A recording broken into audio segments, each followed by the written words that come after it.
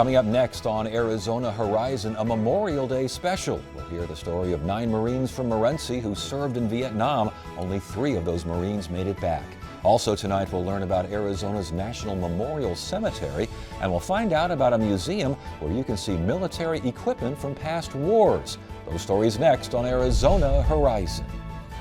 Arizona Horizon is made possible by contributions from the Friends of 8, members of your Arizona PBS station. Thank you. Good evening and welcome to this special Memorial Day edition of Arizona Horizon. I'm Ted Simons. In 1966, 9 young men left the Arizona mining town of Morenci to serve in Vietnam. Only 3 returned. Their stories are told in ASU history professor Kyle Longley's book, The Morenci Marines, a tale of small-town America and the Vietnam War. I spoke with the author. Good to have you here. Thanks for joining us. Thank you very much for the opportunity. Who were the Morenci 9? There were 8 young men who had just graduated from high school. They were joined by a friend who had graduated 2 years before, gone to U of A, but came back, and they joined as sort of a band of brothers. So you've got a cross-section of the town, 3 Mexican-American, 1 Navajo. The rest are Anglo, but they're all the sons of either miners or people who worked in the smelters. And why did they decide to join? A number of reasons, and I explore these complexities in the book. Major one, of course, is the draft. Most of them, with the exception of 2, had no anticipation of going to the college, so they didn't have a deferment. There are many other reasons. Their fathers had served. In Morenci, they're very proud of their military service. So they were following in the traditions that their fathers, their uncles, and others had established. And these were friends? These were people that knew each other, families that knew each other? Morenci, even then, a small town. Very much so. A town of 5,000. They played football together. They partied together. They went to church together. It's a very small, close-knit community, even today. So everybody knew everyone. The good, the bad, and the ugly. And they just joined as a group. Again, they thought, we're going to go together, and we're going to join the Marine Corps because we want to be with the best. But they wound up with different specialties, different deployments, I would imagine? They did. From the period of, in the first wave, 4 of them went over on a ship together. But they dispersed once they hit South Vietnam. One was recon, several were riflemen, another actually was to serve on an air base. But over time, all 9 went.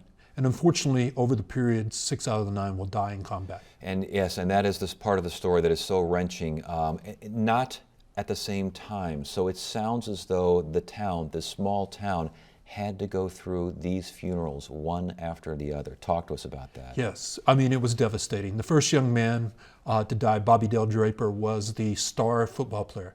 The good, as self-described, Mormon kid. From a very prominent family in the community. And his death in August of 1967 is the first. But soon after, Stan King dies. He's the all-state tackle who had been off at the University of Arizona, 6'5", 230 pounds with red flaming hair, who only lasted 6 days in country. Oh my goodness. So you've got these stories. Then Van Whitmer, then Larry West, who went back for his second tour of duty, dies on May 17, 68, followed by Robo Moncayo, who dies only after being in country 18 days. 3 survivors. Yes. What did they go through? It was very difficult. The survivor's guilt was significant. Especially Mike Cranford, who lost his best friend Larry West in combat. They'd actually supposed to be out on a mission together, but at the last moment Mike got pulled off because he was a radio man and another company needed him. So they were supposed to be out in the same operation. Larry dies, Mike comes home. Mike struggles mightily, as do the other friends. How do you explain why I survive and my friends didn't? You know, they never age in their minds. They're 18, 19 their whole lives, but these men age, and they deal oftentimes very significantly with PTSD. Indeed, and I would imagine the town itself, we talked about the funerals, we talked about the reaction there, but in general, this is a story, a big story about a town as well, isn't it? It's very much the community. It's a mining camp.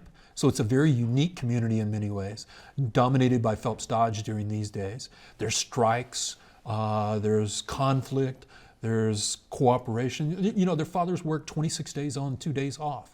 It's hard labor, hard work, but they're very proud of their military service and the contributions they make to their country. Did the attitude toward the Vietnam War in the town, as far as you could tell from your research in the story that you've told here, did it change over the years as these funerals piled up? It really didn't on the outside.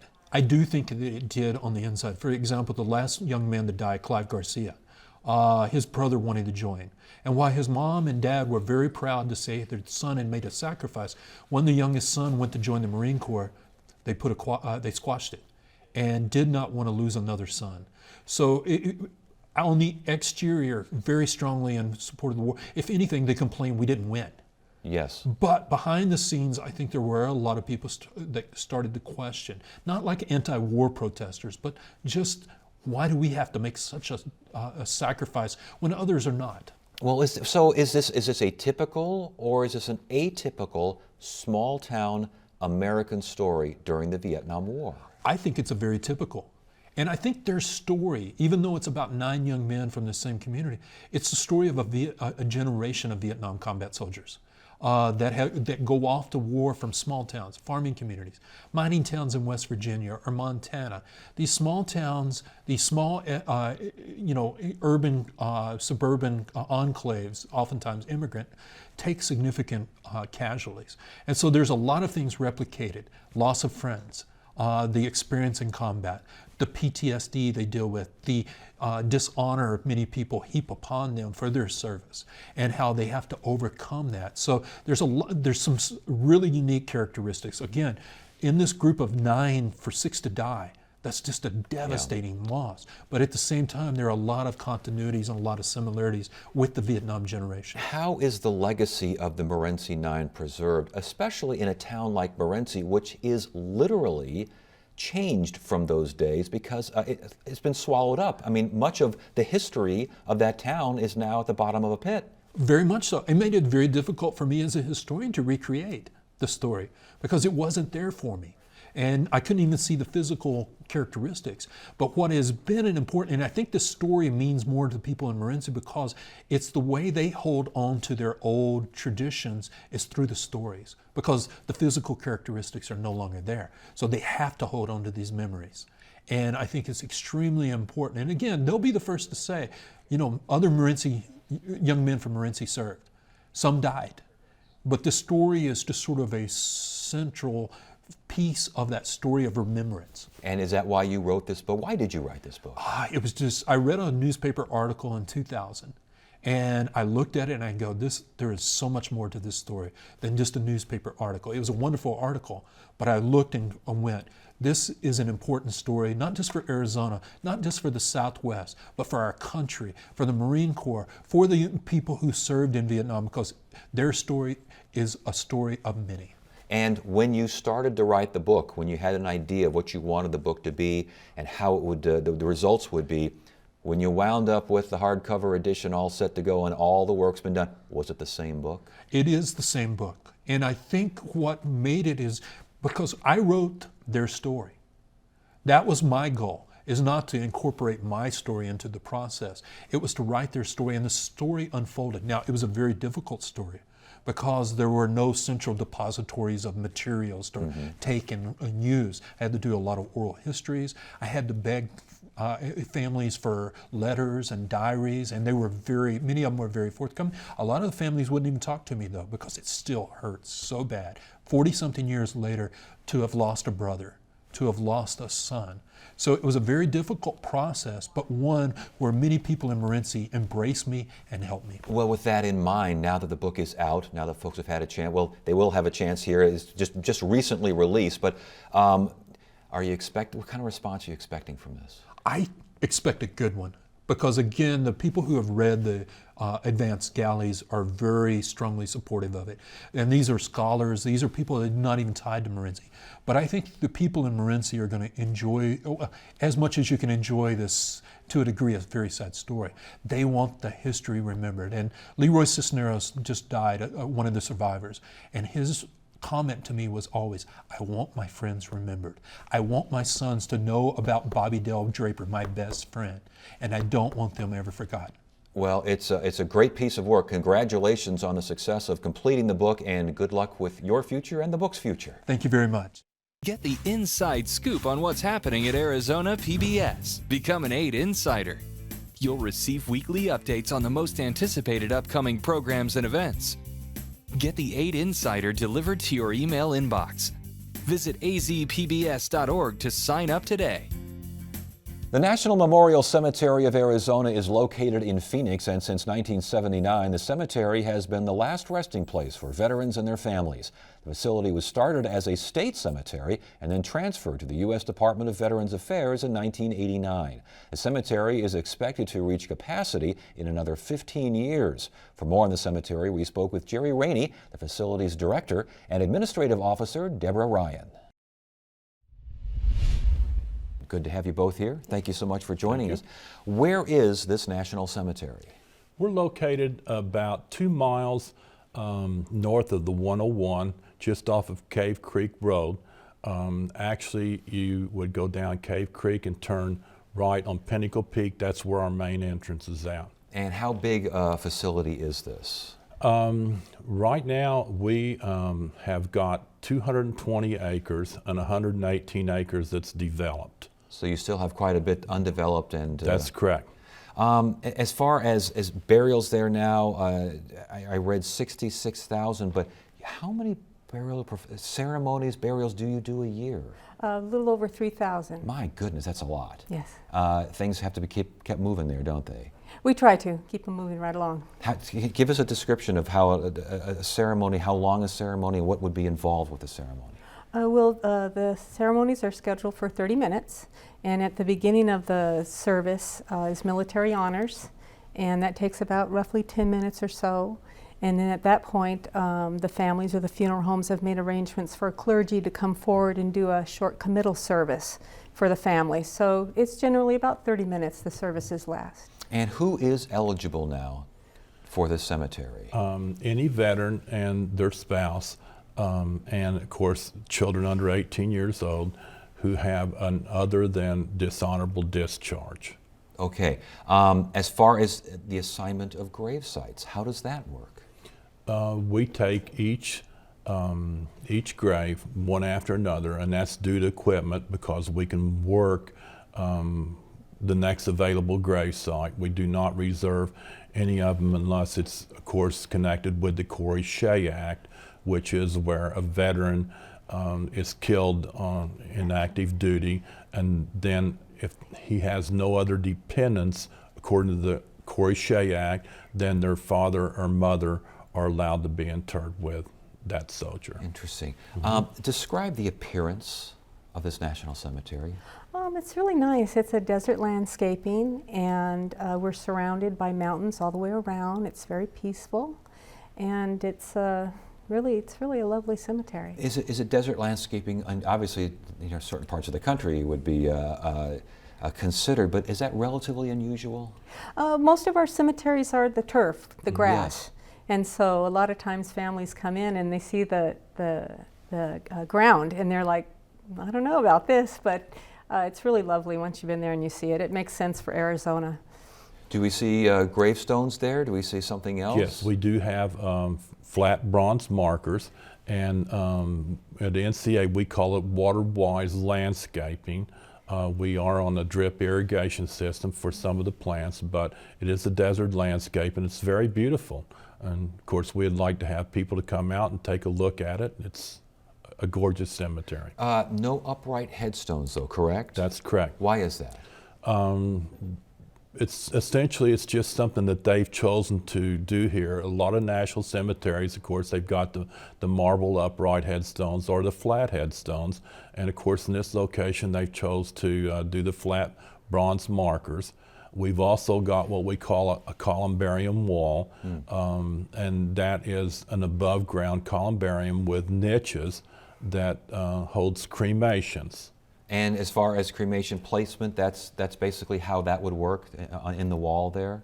With cremation, you have a choice, in-ground burial or Okay. above-ground burial. All right.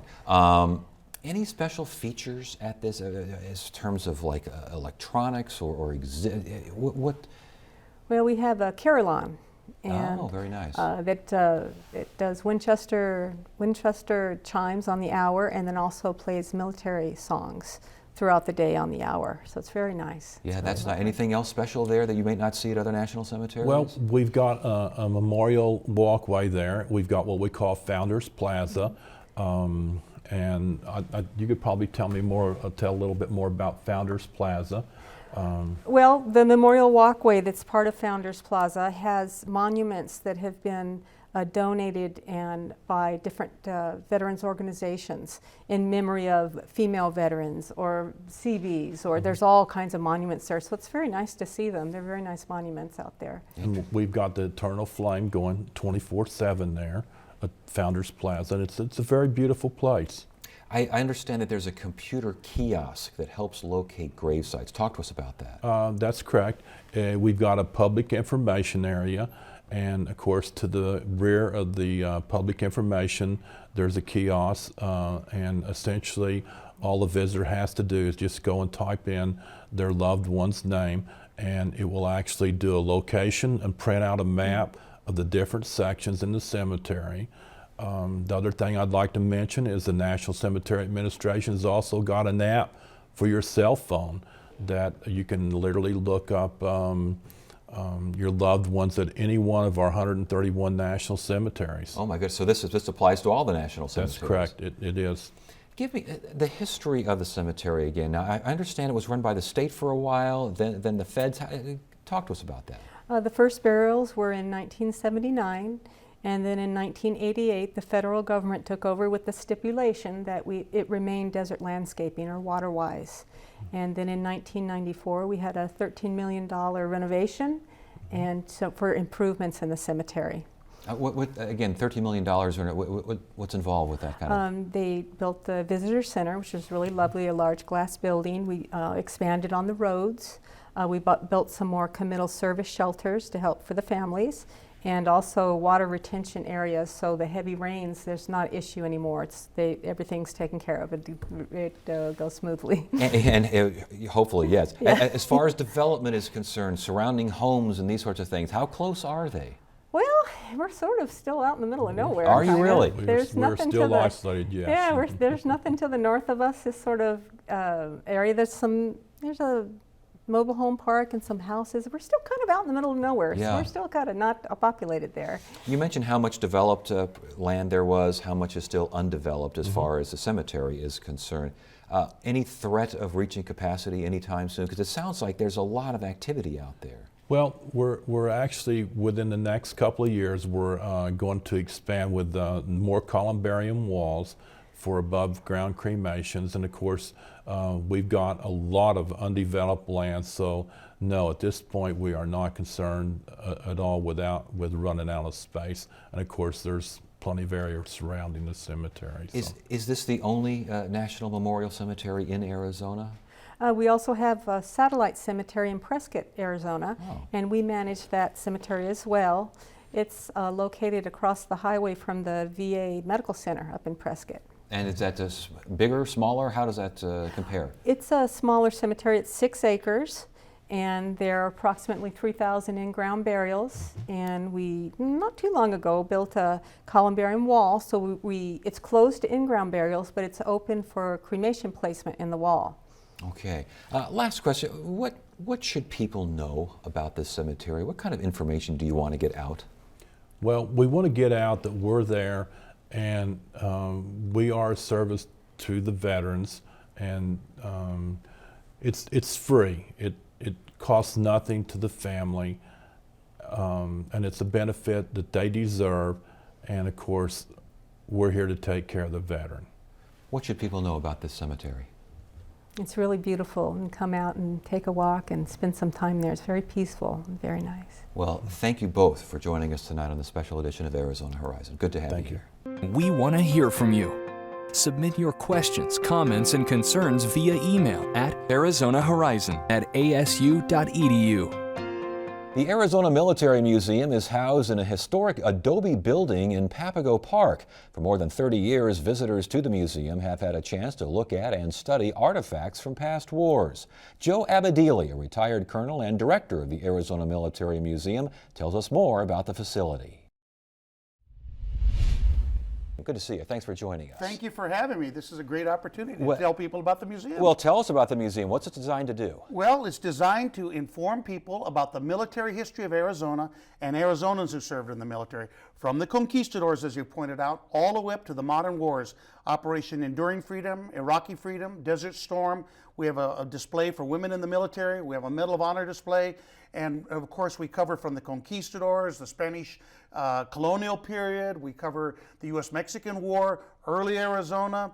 Let's see, after early Arizona, the Indian Wars. You know, everybody's seen all cowboy Indian movies, Apaches and Geronimo Cochise, Nane, Acoshe. And then we even do the Rough Riders in Arizona. Everybody forgets, or maybe they don't know, those Rough Riders that Teddy Roosevelt was talking about were from Arizona. And then we go right after that, we have a display relating to On the Border. A guy named Pancho Villa raided Columbus, New Mexico. Pershing's Expeditionary Forces went and chased him, and that's when the Arizona 1st Infantry Regiment became the 158th Infantry Regiment, was sent over to France in World War I as fillers, came back, they trained, and then they became the famous Bushmasters, the 158th Regimental Combat Team, who was MacArthur's point element in the islands. Arizona's got a fantastic military history. Well, talk to me now about who operates this museum and how the thing is paid for. Well, I'm glad you asked that, because we're so proud of this. We were incorporated in 1975, but we actually put the museum together, actually opened in 1981. Our board and I were elected to do all this in 1980. Our board are our docents. We run it. None of us get paid a penny. Nobody has a paid salary. We do all that. Funding, we get no funding except the Guard is gracious enough to give us the building and the utilities. And so when I say we don't get anything, that's a lot. But we operate it, we clean it. I'm the president, and if you come down on a weekend, you'll see me sweeping the floors and pounding things in nail, and all my other board members do the same thing. We were looking at some of the things that are in the museum right now. What do you have there? And do you have like special one-of-a-kind sort of stuff? Oh, we have uniforms, we have weapons, we have machine guns, we have rocket launchers, we have we have some very esoteric, very specialized stuff, and we get them from people will come on in. I remember early on, World War II guy would come on in and hand his Garand rifle, or he'd bring in a Japanese flag with its all signatures, you know, of all the people of the family. We also get weapons assigned to us. I sign for them from the Center of Military History. We're a certified museum by the Center of Military History and by the Arizona Historical Society, and we're an official Arizona Centennial Legacy Project. Talk to me now about, you referred to this earlier, but there really is a story here regarding the building itself. This is a historic building, is it not? The building, it's on the historic register. It took us a long time to get it there. It was built in 1936-37 to 37 by Works Project Authority. One of those public works projects that people talk about and hint about. I'm old enough to probably say, you know, I wish they'd bring that back. And when we get the old people come on in who have even more gray hair than I do, I don't have to explain what WPA is to them. But they built it. It's an adobe building. The walls are about 2 feet thick. And I'm telling you right now that when all the rest of these new buildings are dust, that adobe building's still going to be standing. It was the building where the motor pool was, and the prisoners of war, the German Nazi U-boaters who were captured and sent to the prisoner of war camp on 64th Street in Oak, they were brought over and they worked on the diesel engines in there. And I'm sure there are some people right now watching this program saying, German POWs, 64th Street in Oak? Yes, indeed. That's quite a story out there. Real story, real story. They must have really made somebody angry that these guys who might have been raised in the Alps and the cold weather climate were sent to Arizona. So talk to us now about future plans for this museum. It sounds like things are expanding, or are they? Are you pretty much built out here? What's going on? Yeah, that's an excellent question. Somebody mentioned that to me the other day. We, like all museums, have used all of our space. Some people say, Joe, why don't you just expand? I says, well, right now, what I think I'd rather do, because we can't expand, we don't have that kind of funding, and money is tight for other things, and as you know, the arts usually get the least of funding. And so what we do is we get donations, we give our own money, The Department of Veteran Services has helped fund this event, this dinner we're going to put on, and we're very thankful to Colonel Joey Strickland, retired, and his staff who's helping us with that because they gave us the money to put this on. But I think what we want to do is just be a vehicle for people to come on in and honor veterans of all these wars. And as I said, the Vietnam veterans are now, those old World War II veterans, they're around, and this is the only museum in the state that has a 3,000 square foot room honoring Vietnam veterans. We have a Huey in the middle of the room, a Huey helicopter. We have a ZPU-4, you know, those 4 anti-aircraft. We have a gun jeep in the middle of the room. We have uniforms. We have AK-47. It's really a neat museum. Hours and location. It's located at 5600 East McDowell. You go in the main gate of the Papago Park Military Reservation. You enter off of Bushmaster Boulevard. About 5600 East McDowell would be the best way to get in there. And we're open every Saturday and Sunday from 1 to 4, but we're going to be closed June, July, and August. So you're going to have to wait till September again. This rest of this month are open, but then June, July, and August we're going to be closed during the summer. So Saturday and Sunday, get on over there. That's it. Last question. We've got a minute or so left here. What do you want people to take from a visit to this museum? That's an excellent question. I want them to appreciate the service of all of these people who have served their country honorably. A lot of people say they care about veterans. I always tell my board, I don't really believe that's true. And I'm a veteran. I'm a Vietnam veteran, and I'm proud of that. And but I've tried to make people aware of the service of veterans, and I want them to be aware of this great history, this really colorful military history that has made the great state of Arizona. A lot of folks are surprised when they go in there, aren't they? Yes, they are. All right. Joe, it's good to have you here. Good luck with the museum, and we'll keep in touch with you because we want to make sure that if these expansion projects ever do happen, we want to hear about them from you. Thank you. All right. Thank you for very having much. me. You bet. That is it for now. I'm Ted Simons. Thank you so much for joining us on this special Memorial Day edition of Arizona Horizon. You have a great evening. If you have comments about Arizona Horizon, please contact us at one of the addresses on your screen. Arizona Horizon is made possible by contributions from the Friends of 8, members of your Arizona PBS station. Thank you.